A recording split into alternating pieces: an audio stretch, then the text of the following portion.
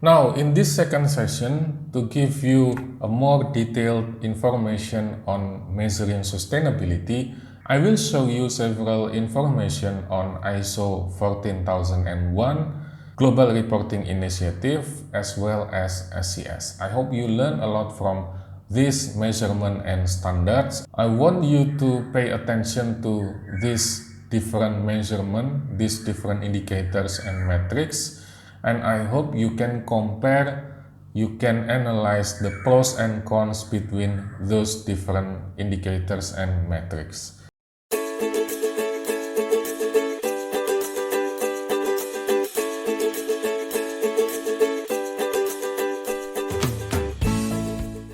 This is The Conscious Investor presented by Nuveen. I'm here with Martin Kremenstein, the head of retirement and ETF solutions at Nuveen. Can you talk to me about the ESG metrics and what do they measure and how good are they of measures of social responsibility and where do they fall short? Sure, so ESG stands for Environmental, Social and Governance. And what that really is a framework for analysing companies and really assessing how well they compare to their peers in terms of performance against these metrics. Under E, you have, for environmental, you have water usage, waste production, and general kind of environmental behaviour, like how efficient they are at managing their resources and also looking after the environment around them. Under social, it's around how well do they treat their clients, how well do they treat their workers, and then there are also some diversity aspects around the management and the workforce. And then under governance, I mean, that's around share class structure and governance structure within the company. How well run is the company? And when you take it all together, what you're really looking at is another way of assessing a company without looking at its balance sheet and looking at how it impacts the broader society at large. And where do these do a really good job and where do you think that they fall a little short? What can't they measure? Sure, so I think when they do a good job in terms of how well is company A doing compared to company B. But it's less good, I think, at looking at what is the overall mission of a company in terms of is it out there to do good, and if so, how do you manage that? I think the other way where it kind of falls a little bit short is that it's a little bit of a framework. So lots of people have different views around what is more important. For some people, it's around environmental that's more important. For others, it's social. For others, it's governance. You know, as many people as there are in a room, there are going to be different opinions as to what actually is important. And so, unless you are going to go and build a bespoke portfolio for someone in a separately managed account, there's going to have to be some degree of compromise around how that ESG framework is actually going to be applied. And are they self-reported? Are companies sharing these metrics with you, with investors at large? Yeah, so most of the data is public. It's a combination of self-reported and also analysis done by analysts who are poring over company fact sheets, their regulatory reporting and so forth. So because of that, you do tend to get better reporting from larger companies, but you can get reporting for companies all the way down the cap structure, cap size, and also internationally as well. You know, we're able to produce an ESG framework that enables you to look at large cap value as well as small cap, but also emerging markets and developed markets as well.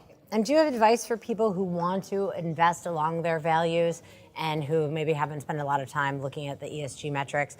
What is some way to get them over the hurdle where it feels like there's just too many options and they want to put their money where their values are?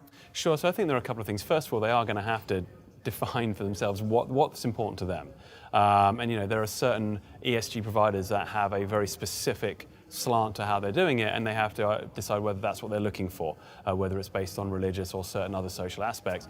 If they're looking for just general, ESG and in terms of a framework for companies that are better stewards of their, the environment and social, then really they should either look for ESG providers. There are certain companies that have been in this space for a long, long time, and all ESG funds will be labeled ESG or responsible investing or impact because, if you have an ESG fund, you are going to put that in the name somewhere. And then you need to look at how the products work. Look at the criteria by which companies are being scored. That should be very, very clear and apparent within the fund's literature. If it isn't, maybe then move on to another provider. If you're looking at your retirement plan, maybe talk to whoever runs your company's retirement plan and ask them about responsible investing options for that plan. Is there a trade-off? Do you feel like that you can still make money and invest it responsibly? So historically, the knock has been that to actually have responsible investing, you had to give up some performance. I think we're seeing now that isn't the case, and we're actually seeing, lots of times where using an ESG framework can actually help you avoid companies with bad practices. For example, we had the Equifax scandal sometime last year, right? Well, Equifax had actually been downgraded by major ESG data providers over data privacy and security issues about 18 months to 2 years beforehand. Within our large cap growth ETF, Facebook hadn't been included because it scored relatively poorly compared to other tech companies over data privacy concerns. That was not something that I ever considered as part of an ESG framework, is data privacy, but it's very important to a lot of people. A lot of people are divesting from Facebook now. How does that metric work in ESG? So when you're looking at a company, when the data provider is scoring the company, so we use MSCI as our data provider. When they score the company, they score it based on all the different criteria, and under social, data privacy is in there. But also, when you're looking at controversial business practices, which is another way of scoring companies, you look at things that could be controversial.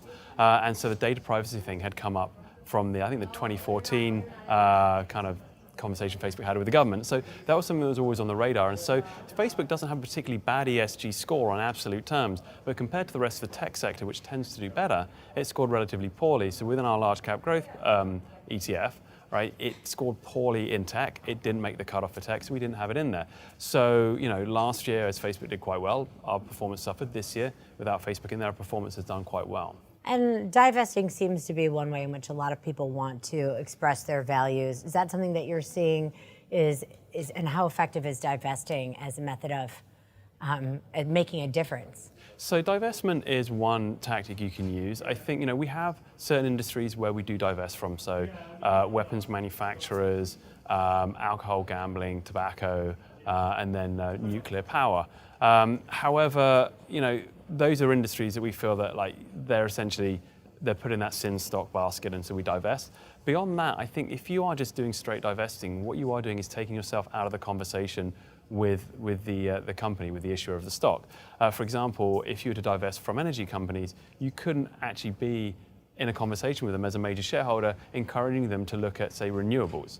Right, so you need to kind of weigh up divestment, which is, all right, I feel good because I'm not invested in what I think is a sin stock, versus, well, I have no say in trying to influence that company's behavior. So it can be a little bit self-defeating because you've now removed yourself from that conversation with the company. And how much does it cost to be a socially responsible investor? Are fees higher on socially responsible investment products? Not particularly. I mean, we price our ETFs somewhere between the straight kind of market cap weighted benchmarks and, smart beta. And when you look at how we're scoring the companies, someone once said to me, well, it's very much like non-financial quality factors. So you can look at ESG as almost like a smart beta overlay, particularly when you consider the risk management aspects of it. We actually put together a series of portfolios using all the building blocks within our ESG ETF suite, and it came in most of the time under 30 basis points. So we think investors can actually, invest according to their beliefs without paying over the odds to do so. And could you talk about that a little bit, like the smart beta and the benefit from not investing in things like Facebook? Well, so if you think about the factors themselves, they are effectively how well run is the company. So you're looking at quality factors, right? And quality is one of the more nebulous of the smart beta major factors. And so you could say, well, actually, this is just another way of defining quality in a company, right? Does it waste resources? Does it look after its customers and stay out of trouble with the regulators? And does it have a decent management structure that encourages accountability?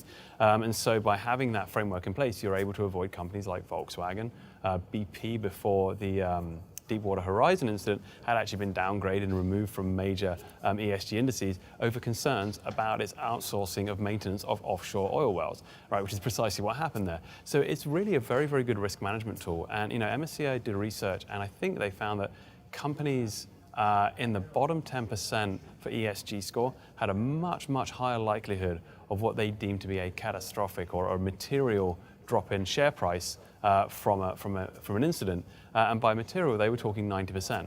And so by actually having this framework in place, you are really putting in place a method for trying to avoid tail risk from companies that are badly run and may end up having serious scandals in the press.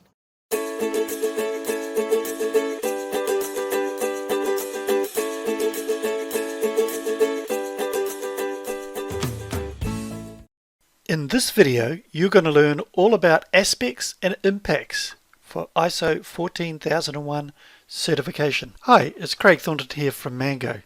Let's start with defining what an aspect and an impact is. So an aspect is an element of an organization's activities or products or services that can interact with the environment. That's the official definition that's listed in the ISO 14001 standard. What that means is that you need to look at your activities, your products and your services, and look at some elements that you have that may impact on the environment. So we'll have a look at some examples very soon. And secondly, an impact is any change to the environment, whether adverse or beneficial, that is wholly or partly resulting from your organization's environmental aspects. So from your aspects, which of those will adversely or beneficially change the environment? And again, let's have a look at some examples.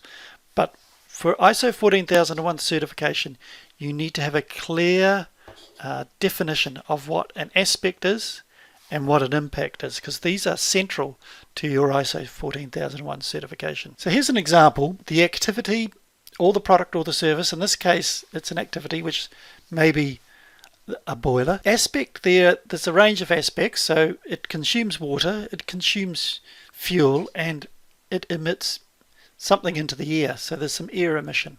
Could be steam, could be exhaust fumes, whatever it is. So that aspect, water consumption, what impact does that have on the environment? So obviously if it's consuming water, it's naturally a depletion of some sort of resource. So natural resources being depleted. Fuel consumption, much the same. You're using up fuel, maybe in this case oil, and then that is a natural resource depletion. So that's the impact. The aspect is the fuel consumption, and then the impact is some sort of depletion. And for air emission, the aspect there has an impact on the environment, which is a discharged air, maybe air pollution. So you have to clearly understand sort of there's three things happening. There's your activity or your product or service. There's certain aspects that are involved with those, and then what impact do those aspects have on the environment. So there's a process you go through to identifying all your aspects and your impacts. So let's have a look at identifying aspects. So what you do is you select an activity or a product or the service, and then you identify as many environmental aspects as you possibly can. You then identify any potential positive or negative impacts that aspect has. So you define your aspects, then you look at the impacts that it does have. That's what you have to do at step one. So what do these aspects actually look like? You saw 3 before to do with that boiler. But what they are is you're looking for how these aspects impact on the environment. So an aspect could be an emission to air through, say, steam or smoke, or even ozone. For a client of ours, they use ozone. There's emission of ozone as part of a process for curing ink. There's an emission maybe to water, so that's either surface water or groundwater, where you're using water maybe in a factory, and then there's some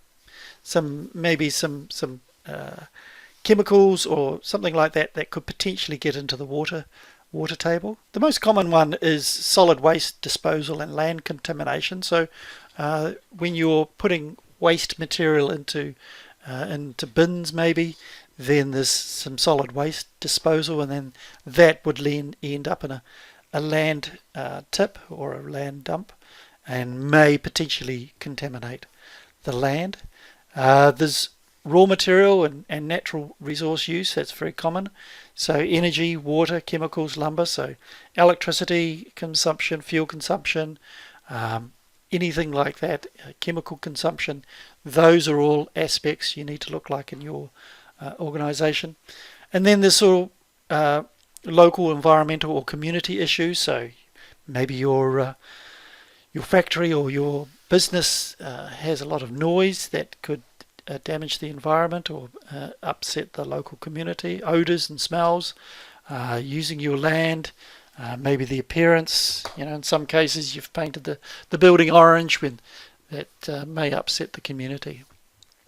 So that's what aspects look like. What don't they look like? So what aspects are not? Improving air quality is not an aspect. That's an objective.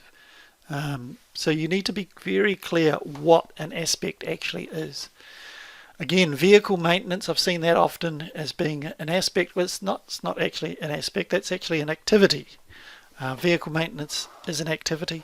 You need to look at the aspects that's associated with that. So during the maintenance there could be oil change. So the oil that could be a discharge of that oil into water or into air or into a waste stream somewhere. So that's the aspect, not vehicle maintenance. And water pollution is another common one. People think this is an aspect, but actually that's an impact.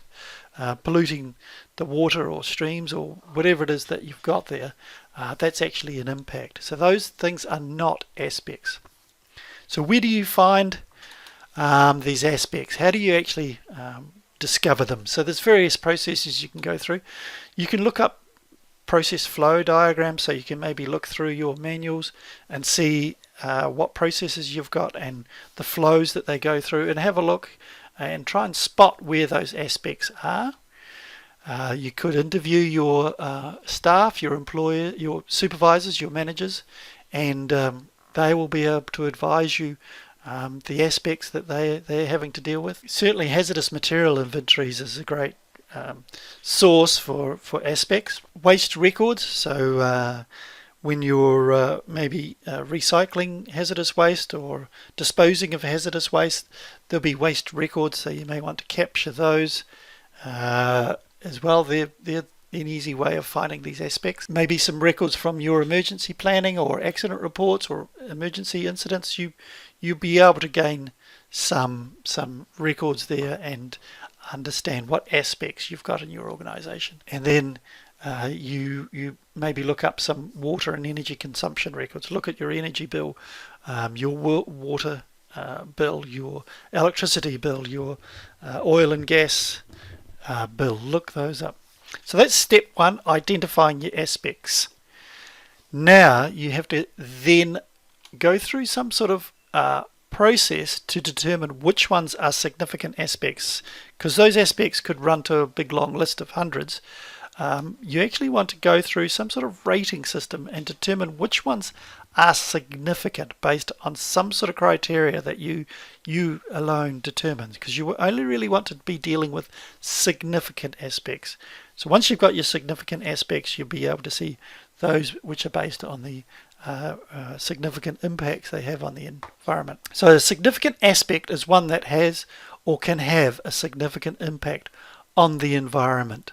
So once again, as I say, come up with some sort of criteria for a significance rating and a cutoff value. So anything above a certain number or a certain range, then that becomes significant. So if you've got 100 aspects, you may just want to choose the top 20, something like that, or the top 10, depending on what you want to achieve. So from that cutoff value, then you can make some sort of subjective assessment based on yes/no answers, because you can have a cutoff value that may give you the top 10 or the top 20. You've got to be very subjective with that. So why do we want to use significant aspects and significant impact?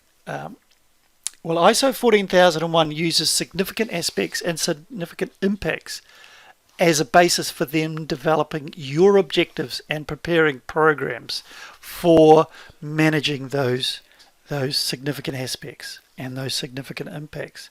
So the whole of your 14001 program revolves around aspects and revolves around you working out which one are significant aspects. And once you've worked out those significant aspects, the EMS needs to address that aspect. So your environmental management system must address your significant aspect based on the criteria that you set on the previous screen.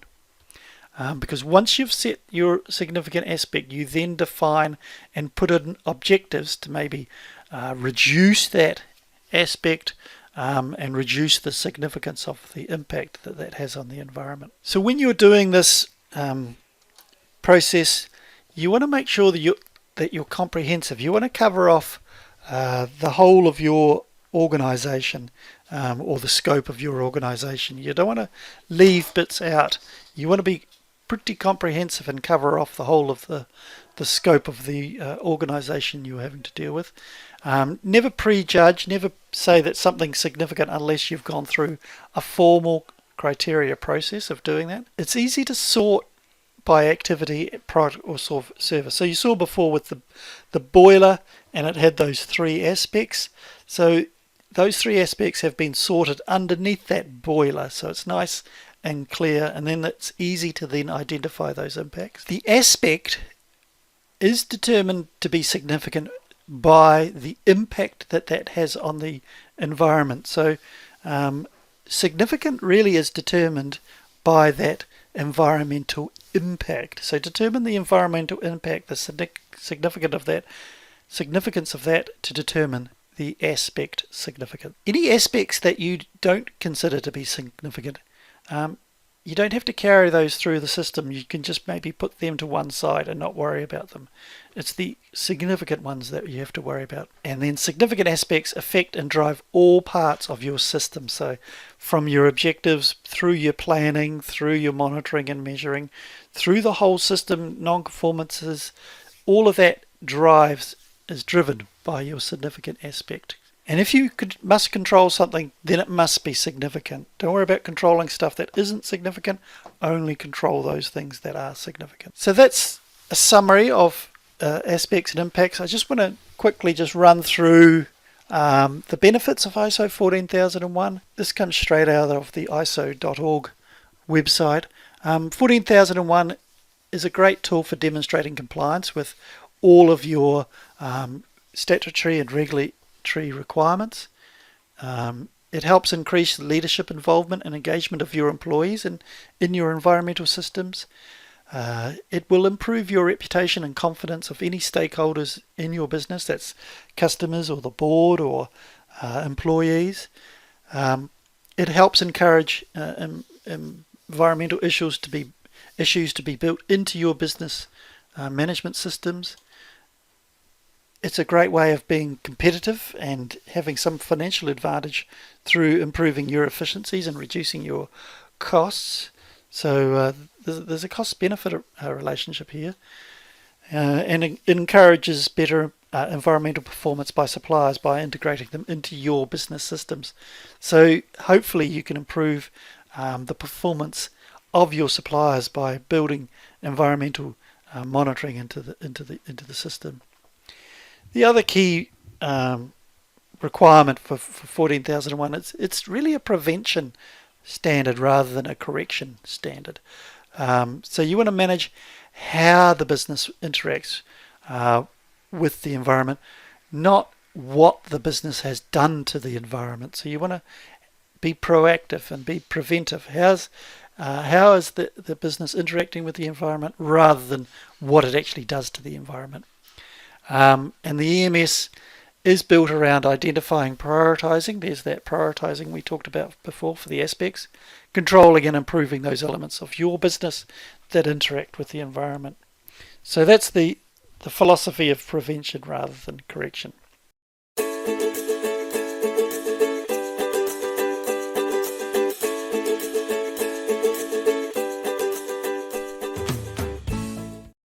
Hello everyone, and thank you for joining us today for this short webinar introducing the GI standards.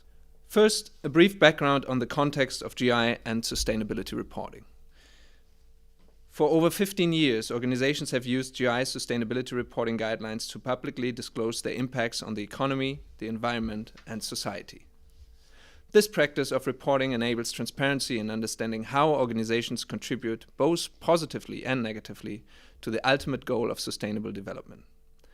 Since 2000, we have seen a tremendous uptake of GI-based reporting around the world, driven in part by increasing stakeholder demands for transparency as well as new policy instruments.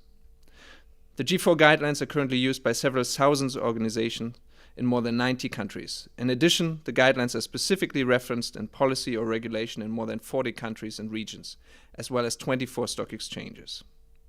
Now, as the latest step in the evolution of the guidelines, we are excited to announce the release of the first ever set of sustainability reporting standards, known as the GRI standards.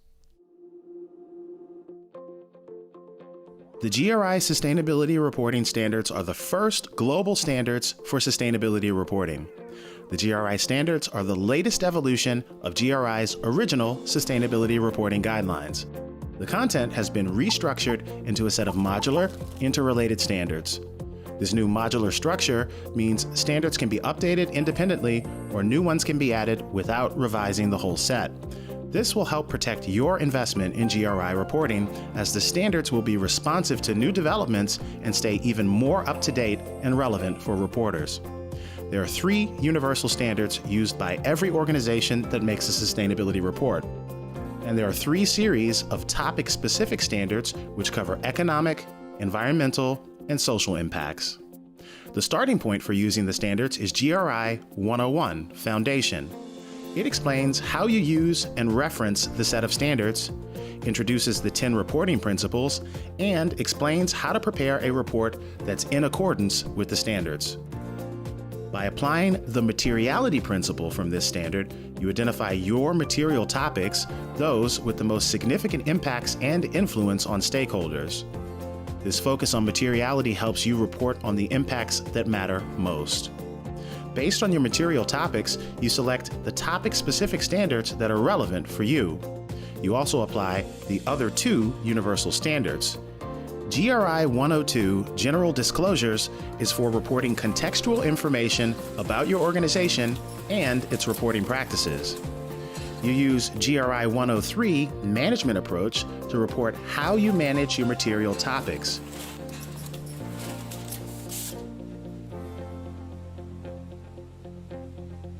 You'll use this standard together with each topic-specific standard to explain why the topic is material and where the impacts occur. Each GRI standard has a similar structure with clear distinctions between reporting requirements, recommendations, and guidance.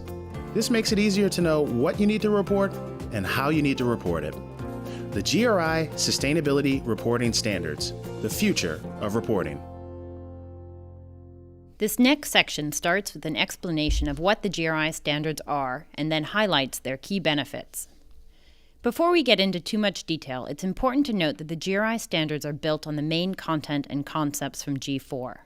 So existing reporters will be glad to know that the vast majority of disclosures from G4 will carry through to the new standards, with minor changes and restructuring.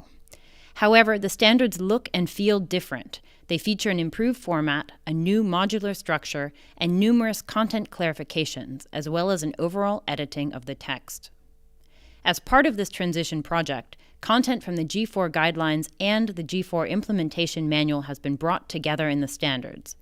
This means that rather than consulting a separate implementation manual, you will find guidance or examples located next to the disclosures they relate to. We'll have a more detailed look at this new format later on today. So why did GRI embark on this transition from G4 to the new set of standards? There are 4 main reasons to highlight. First, the new structure is far more flexible and future-proofed than the consolidated set of G4 guidelines. With the modular design, individual standards can be updated and new ones added without revising the entire set or requiring reporters to adopt an entirely new framework. This allows the standards to better respond to developments in reporting practices and key international instruments. It will ensure the standards stay relevant in the future, and it will protect the investment that organizations have already made in adopting GRI as the tool of choice for sustainability reporting. Second, moving from a de facto standard to a formal set of standards will allow GRI to be referenced more broadly by governments and market regulators around the world. This is fundamental to help drive further uptake of credible sustainability reporting, and it will also enable businesses to use the GRI standards to comply with new regulatory pressures. Becoming an official standard is closely linked to changes in GRI's governance structure, including establishing the Global Sustainability Standards Board, or GSSB, as our independent standards-setting body. However, you'll also see more standard-setting elements reflected in the new format, including clearer language and better distinctions between requirements, recommendations, and guidance. Third, the GRI standards provide a single solution for a range of sustainability reporting needs. They offer a comprehensive framework and a common set of disclosures for organizations to report on the full set of their material topics. However, we also allow more flexibility within this framework to enable reporting on specific economic, environmental, or social issues. For example, an organization might want to use only our water standard to report on its impacts related to water conservation. Finally, the GRI standards were developed following the GSSB's Transparent Due Process Protocol, with extensive input from a diverse set of stakeholders.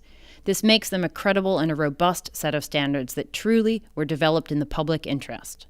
More information on our standard setting process, including our public consultation, can be found on our website. In this section, we will talk about the new features and changes compared to G4. First, as we mentioned earlier, the most noticeable change is that content is now organized into numerous modular standards, rather than being consolidated into a single document. Second, we have clarified in each standard which content is a requirement and which content is a recommendation or guidance. This makes it much easier for reporters to understand which instructions are mandatory for preparing an in-accordance report and which content is intended as useful guidance or examples.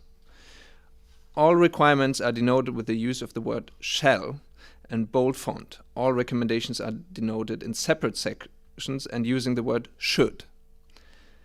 In addition, a number of key concepts from G4 have been clarified in the standards based on our ongoing monitoring and stakeholder engagement process with G4 users.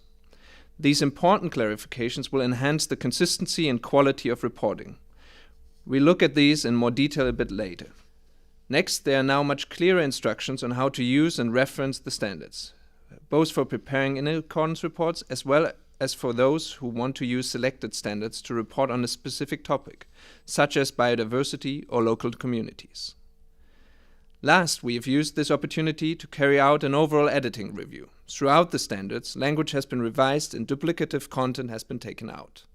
With the new set of standards, there are 3 universal standards that apply to all organizations and a set of 33 topic-specific standards that each relate to a separate economic, environmental, or social topic.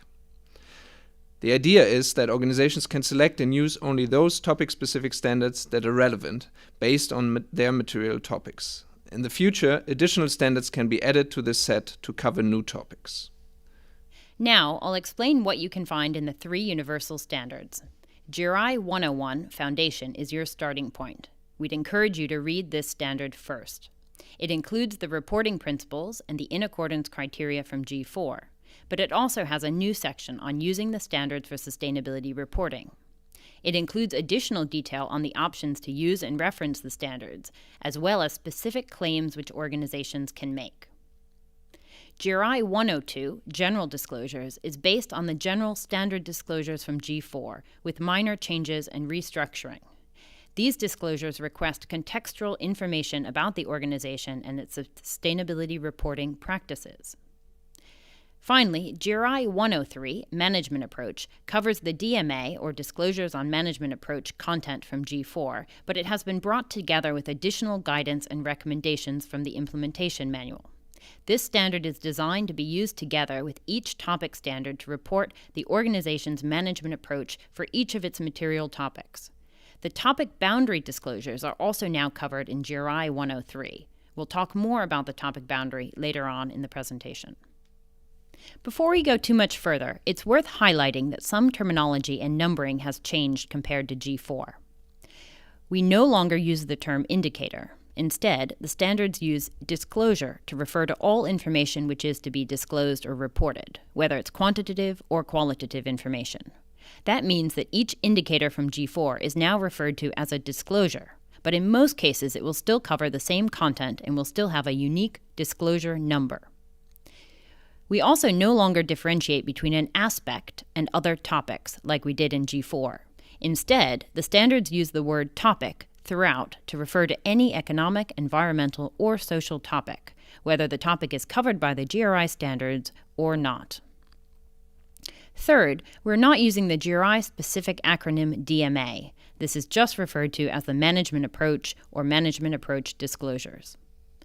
Following the new structure and numbering system, each disclosure has been renumbered based on the number of the standard where it can be found. So for example, disclosure G410 on employees from G4 is now called disclosure 102.8, and it is the 8th disclosure in GRI 102, General Disclosures.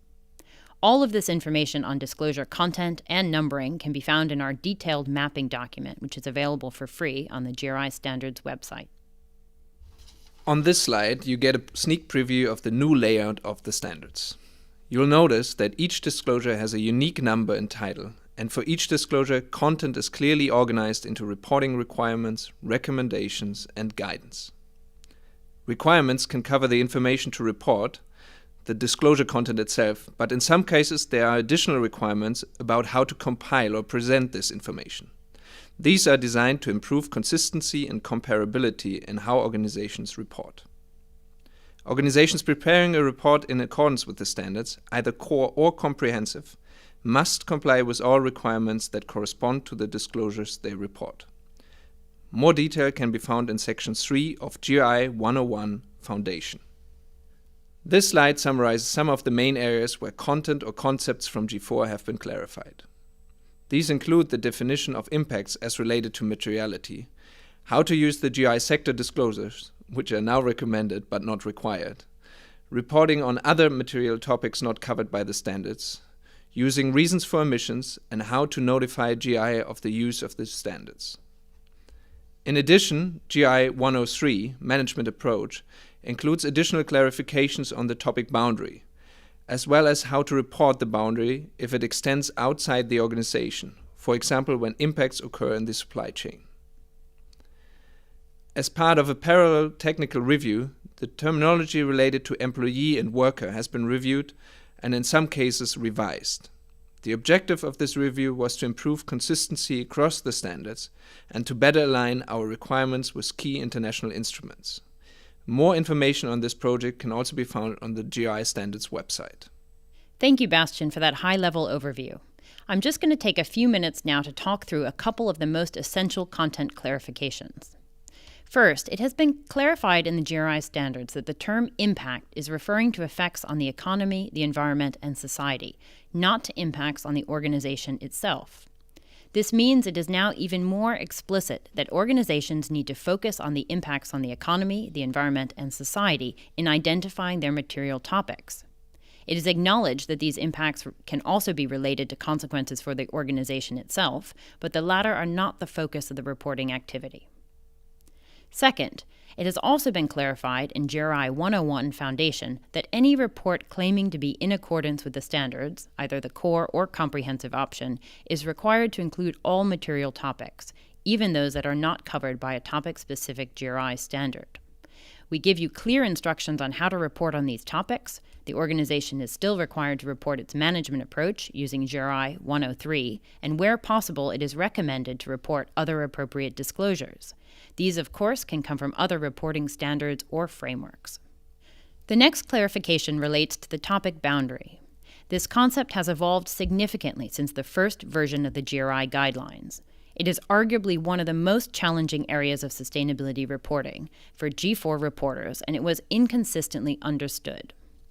In the standards, the concept has now been simplified and is better aligned with key instruments such as the UN Guiding Principles and the OECD Guidelines for Multinational Enterprises.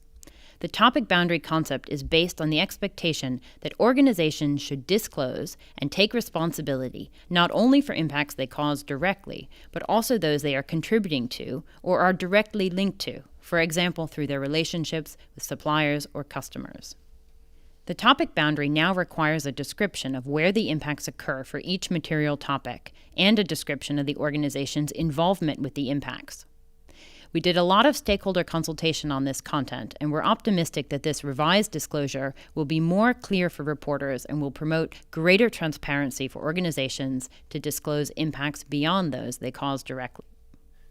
The next section outlines the ways the standards can be used and referenced. Like G4, the standards are primarily intended to be used together to prepare a sustainability report in accordance with the standards. Meeting the in accordance criteria signals that the reporting principles have been applied and that the report provides a full and balanced picture of the organization's material topics, their associated impacts, and how these are managed. Any organization that wants to use the standards to report on the full picture of its impacts is encouraged to follow this approach and to meet the in accordance criteria. However, the standards also allow greater flexibility for those who want to use the selected standards or even parts of their content to report specific information. For example, an organization might want to report only on the topic of child labor, and it could use GI 408, child labor, together with the sections of GI 103, management approach, to disclose its impacts in this area and how they are managed. Any use of selected standards like this requires a specific GI reference claim statement to be included in published materials. This ensures transparency in how the standards have been applied. It has also been clarified, as mentioned earlier, that any use of the GI standards in published materials requires notifying GI. This is free of charge and can be done via our website. This enables GI to get a better understanding of where and how the standards are used, so we can continue to improve them in the future. So we've covered quite a lot of information about the new standards, and you may be wondering what this really means for you, particularly for existing users of G4. As we mentioned earlier, this is not G5. It is built on the main content disclosures from G4. The impact on your reporting process, including the information you need to collect and report, should not change significantly. The reporting principles, the focus on materiality, and the importance of the management approach all carry through to the standards. Some disclosures have been clarified, and some aspects from G4 have been restructured or merged in the new format. However, all of these changes are set out very clearly in the mapping document available on the GI Standards website. It is also important to note that reporters will have a generous transition period. The standards will be required for all reports published on or after 1st of July 2018. We do encourage and expect that many organizations will begin using the standards ahead of this timeline. Finally, before we close the presentation today, we wanted to present you with a set of additional resources available to help understand and implement the new standards. The GSSB and GRI are committed to supporting users with the transition to standards, and we have a number of resources available. As mentioned before, the detailed mapping document will be essential for users of G4 to understand changes or clarifications by disclosure or topic. This document allows users to search and filter by standard, disclosure, or type of change, and will be available as a flexible, Excel-based tool as well as a printable PDF resource. In addition, this recording and the associated presentation are also available for download on our website. We have a detailed half-day training module offered through GRI's Certified Training Partner Network. This training module will give in-depth support and also practical exercises to help reporters fully understand and get comfortable with the new standards. In addition, we will be running live webinars on the 19th and the 26th of October. They will cover the same content we presented today, but with an open Q&A session with the Standards Division. This is a good chance to be able to ask your questions and get answers in person. Along with the webinars, we will be carrying out in-person launch events in selected countries around the world. The list of these dates are all up on the GRI Standards website, and you can register to attend a free event near you. We will also be working in the future on translations of the standards and on updating the existing linkage documents between GRI and other reporting frameworks. More information on these will be made available on our website in the future. Finally, for organizations that are looking to be ahead of the curve, we have a specific GRI Standards Pioneers program. This is designed to give dedicated support to early adopters of the standards, so please get in touch if you're interested.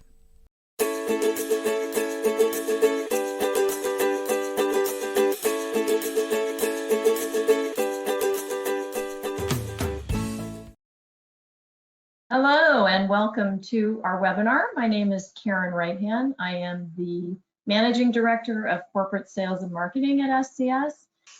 So a little bit about SCS. We're a global leader in third-party sustainability verification, certification, auditing, and standards development.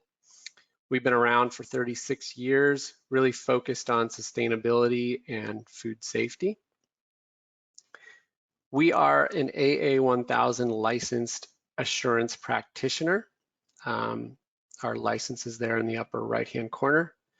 Our staff that are on assurance engagements are licensed by and trained, I should say, by licensed AA1000 training firms. And our auditors under the ISAE 3000 standards are trained by accounting professionals, as that is an accounting standard. So sustainability assurance, what is it? Essentially, it's answering two important questions for your stakeholders. Are you, as a reporting organization, reporting on the right issues? And is the information you're reporting right?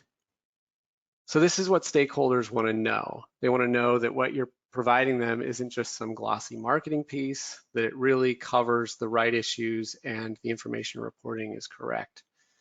The diagram below is a typical grid you see in a sustainability report that places topics by their level of importance or materiality, both to stakeholders and their significance of impact, which the upper right-hand quadrant would be the most material topics or the most impactful sustainability topics.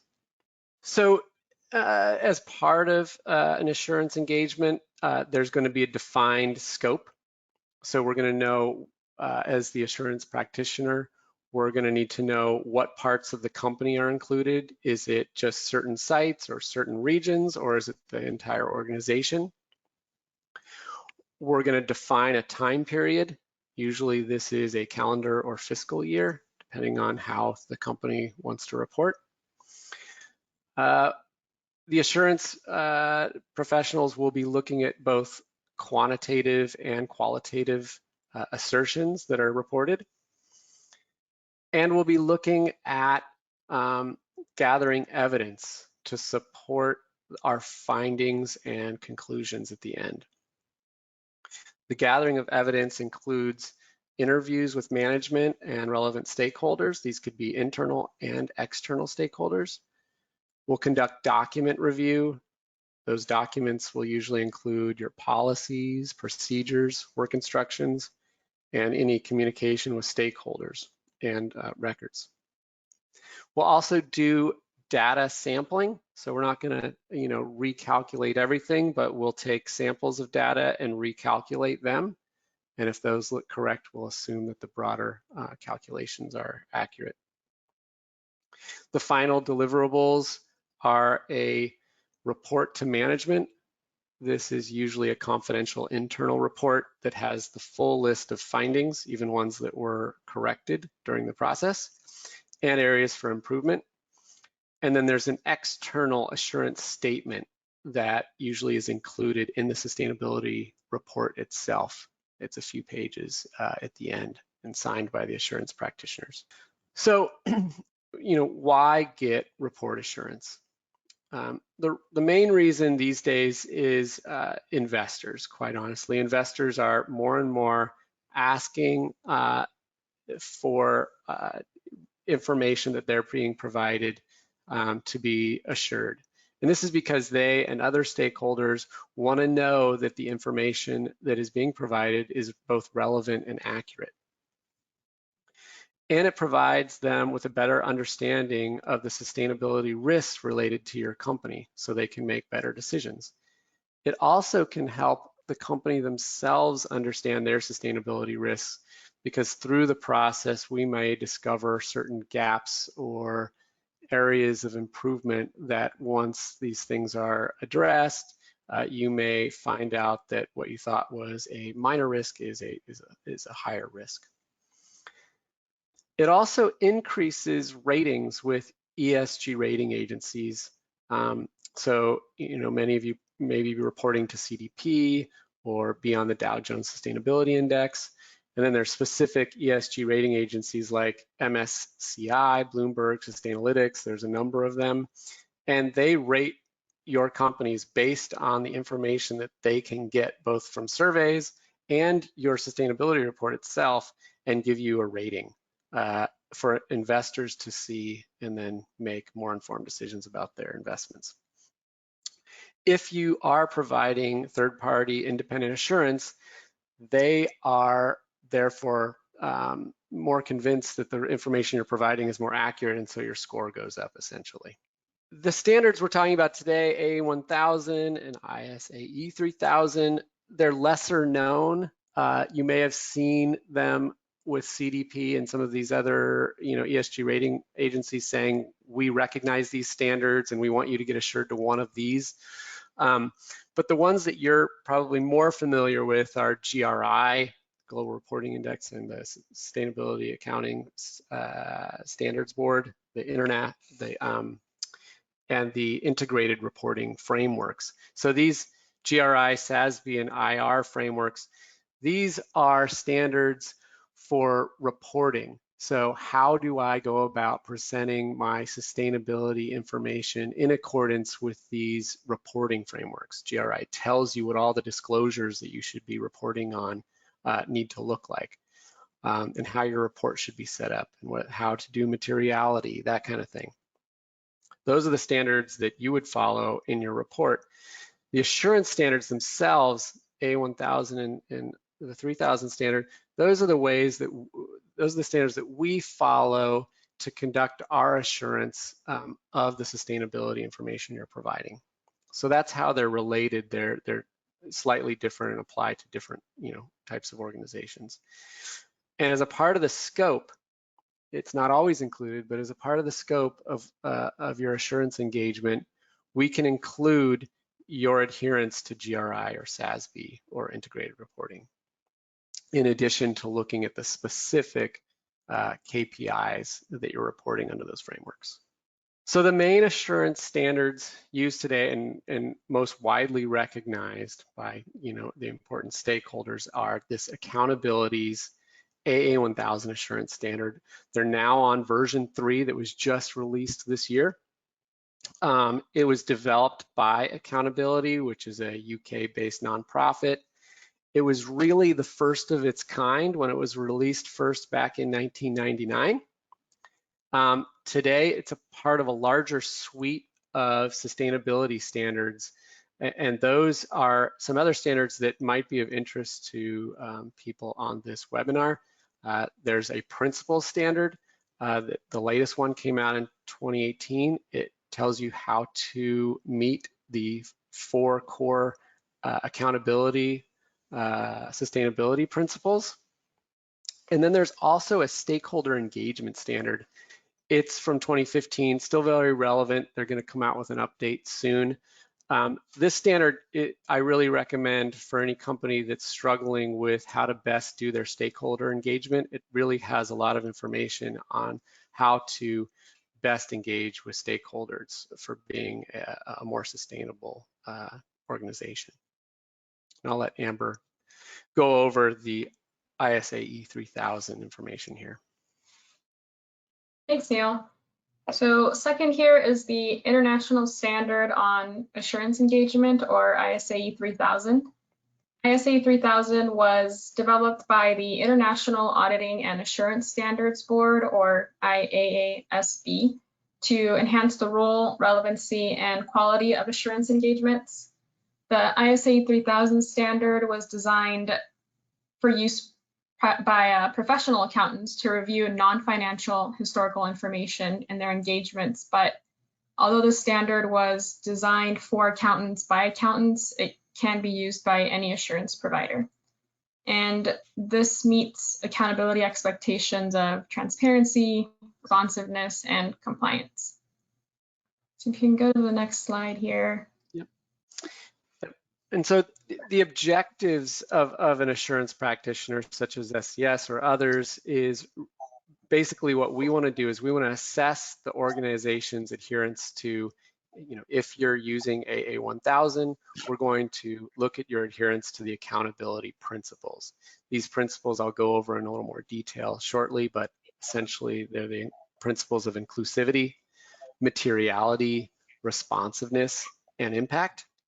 Again, this is only for the AA1000, but for both standards, we would be trying to make a reasonable or high level of assurance or a limited or moderate level of assurance about whether the subject matter is free of misstatement, material misstatement.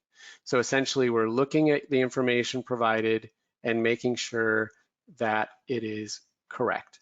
And if not, we provide gaps or areas of improvement, and oftentimes those can be corrected prior to the final report and statement, leading to still having a positive statement at the end.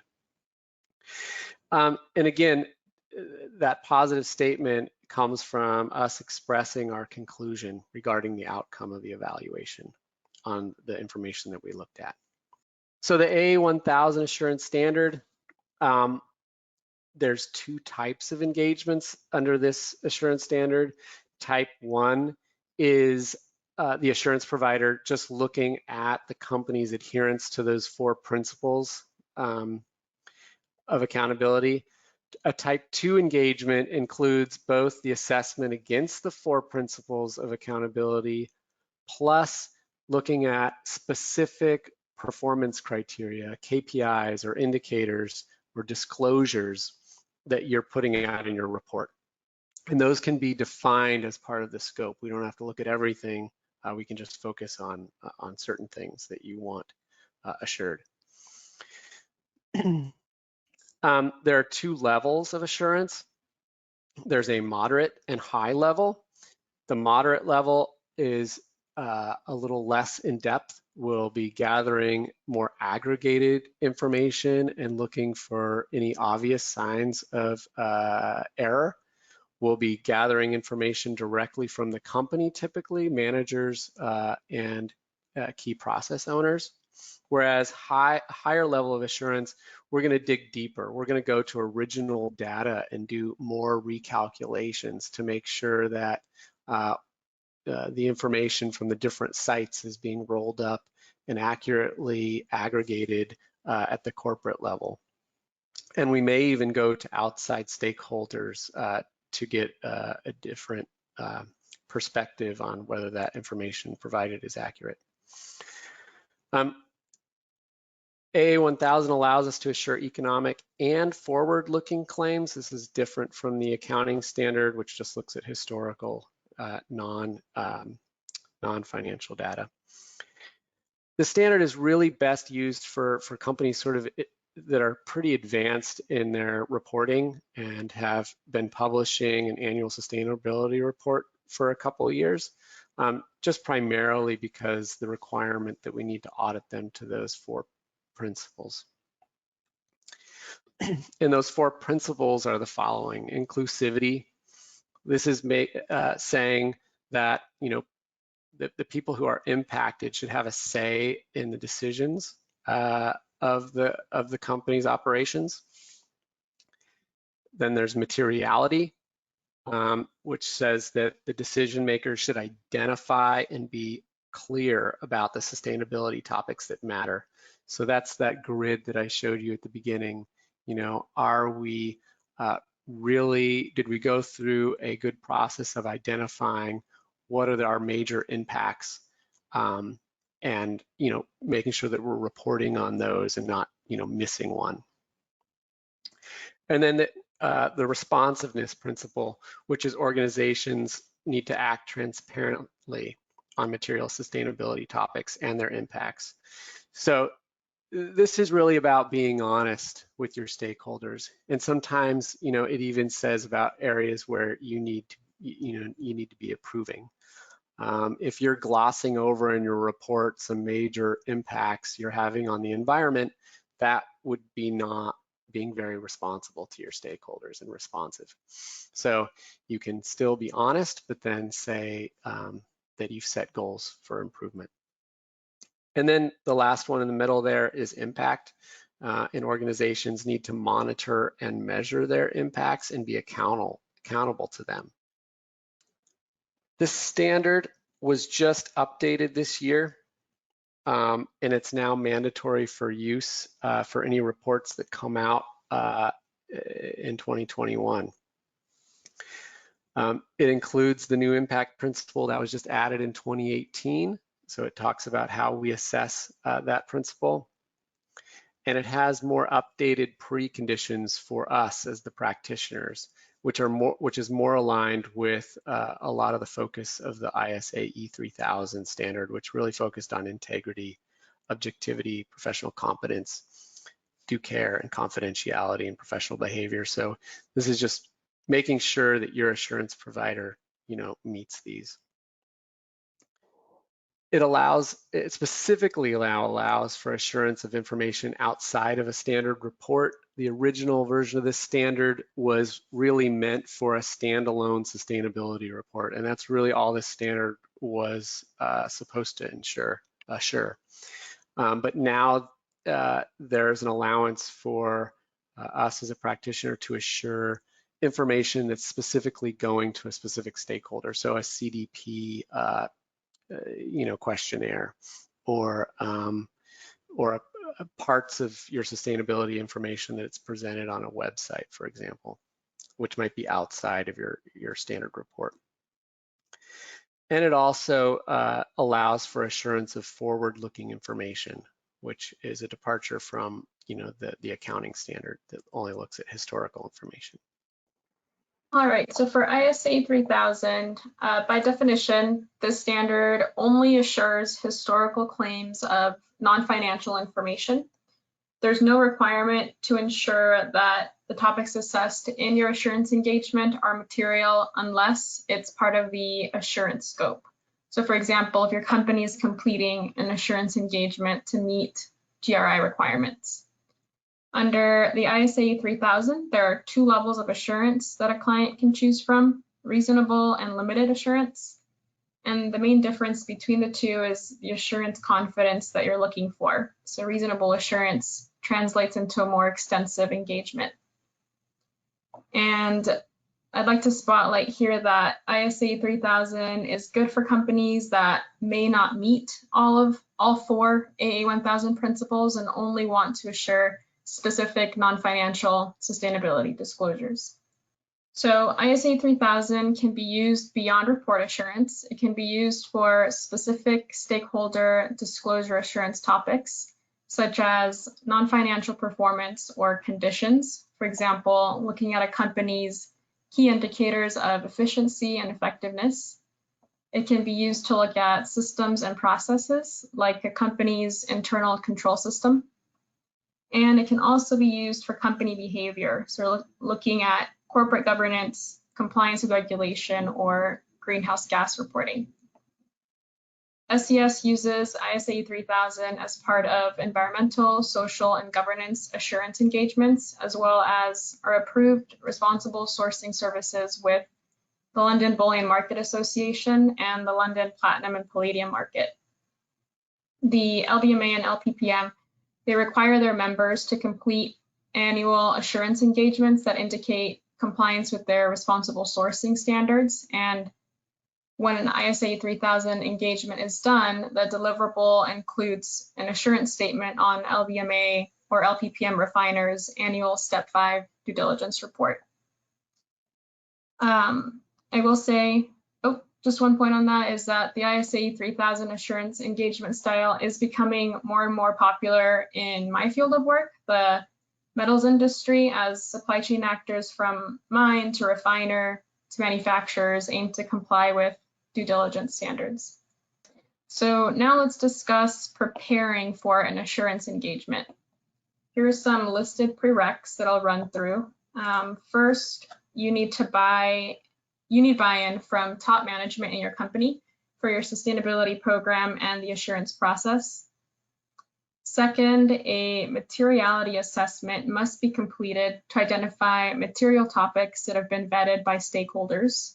So this is something internally that your company does. Third, you have management systems in place for each material topic and corresponding disclosure. So this includes anything like standardized policies, procedures, work instructions, risk assessments, or any training that's done. ISO 14001 and 45001 management systems are a great example, but they're not required. Fourth, you have evidence of how you calculate or estimate baseline and annual data for most material topics, and all of which you will be getting assured. And then lastly, for high or reasonable levels of assurance, you have to be ready to provide site level records and other evidence from which corporate level data is kept. Okay, thanks, Amber. So, the question is then, where do we start? We just provided you with a lot of information, but essentially the first steps for reporting, as we've discussed before, is really to get a handle on your material topics. So conducting that materiality assessment.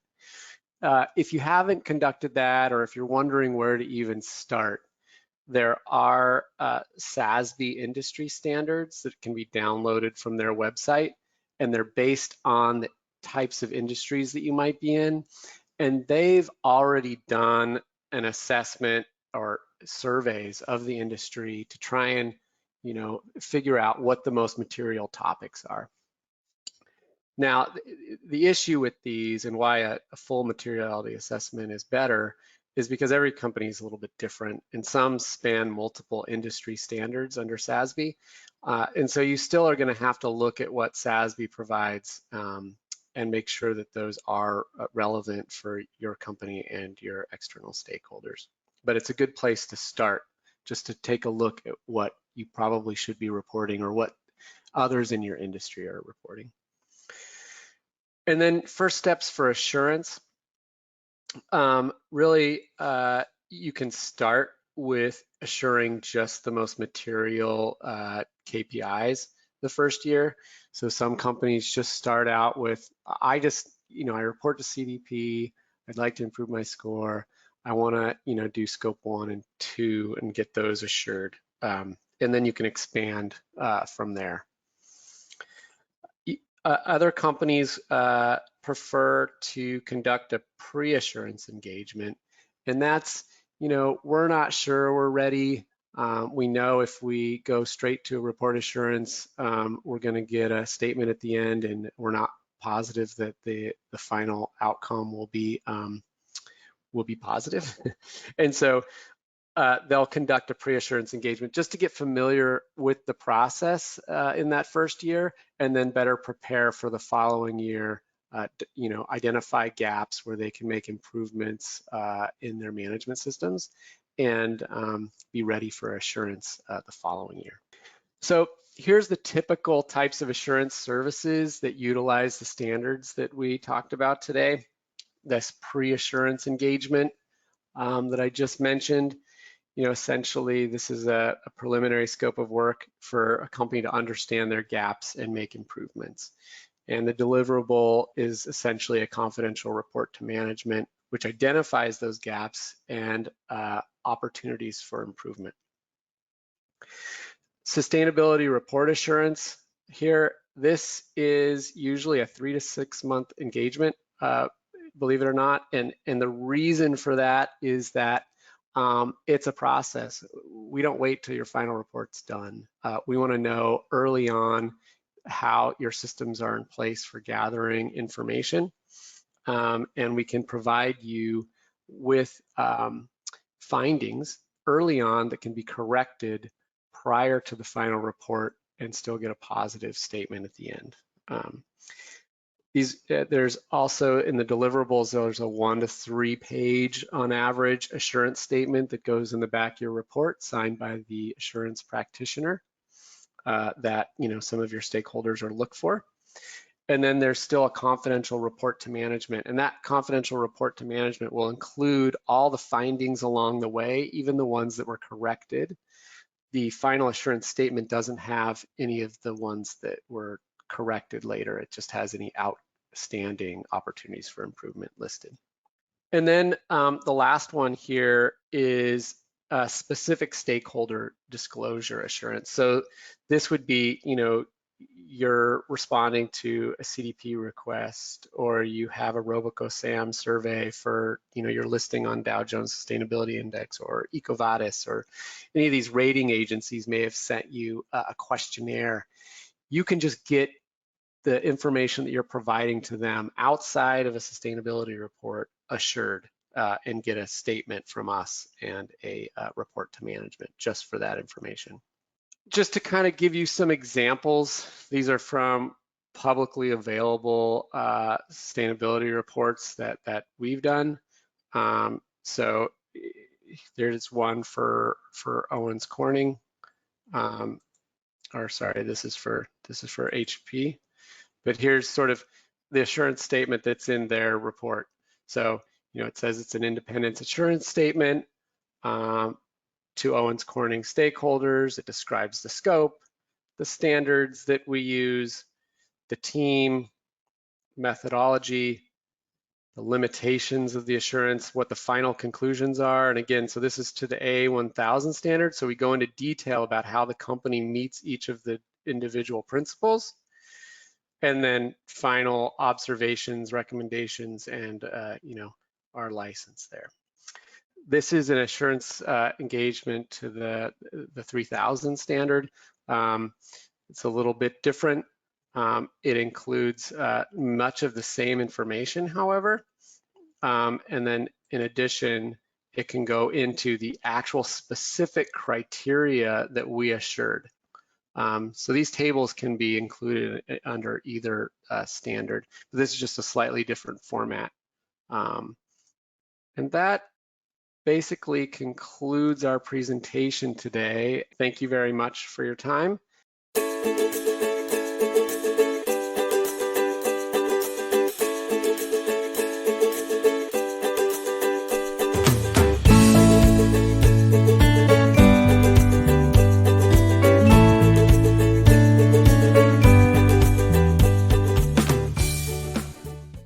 Thank you for joining me in this session. I look forward to see you very soon. Stay healthy and stay safe.